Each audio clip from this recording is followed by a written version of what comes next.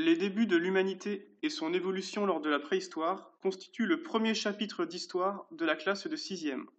Ce chapitre concerne la préhistoire qui commence il y a 2 500 000 ans par l'apparition des premiers hommes et qui se termine en 3000 avant notre ère avec l'apparition de l'écriture. La problématique du chapitre est la suivante. Comment est apparu et s'est développé l'homme lors de la préhistoire? Les australopithèques sont apparus en Afrique. Avec le changement du climat, les forêts se sont éclaircies et les primates ne pouvaient plus se déplacer d'arbre en arbre, il fallait désormais marcher. Le premier homme apparaît il y a 2,4 millions d'années. Cet événement marque le début du Paléolithique.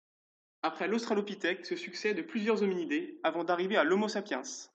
À la recherche de nourriture qui se fait rare en raison de changements climatiques, les différentes formes d'hominidés vont peupler progressivement le monde entier. Durant leur migration, les Homo sapiens vont rencontrer d'autres espèces humaines qui vont se mélanger à eux ou disparaître peu à peu.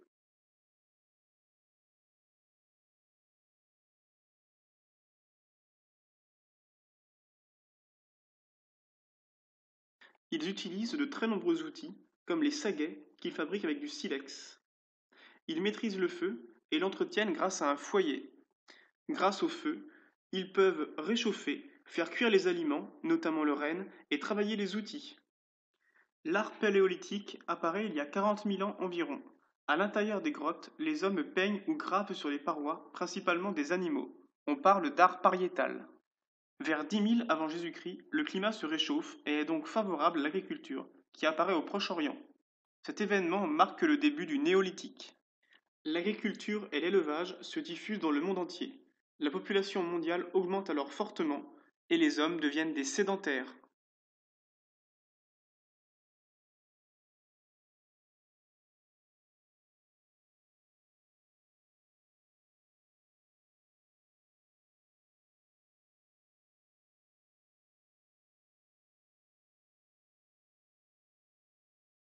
Les hommes du néolithique maîtrisaient très bien les outils, et notamment l'herminette qui servait à tailler le bois, ou encore la faucille qui permettait de couper les récoltes.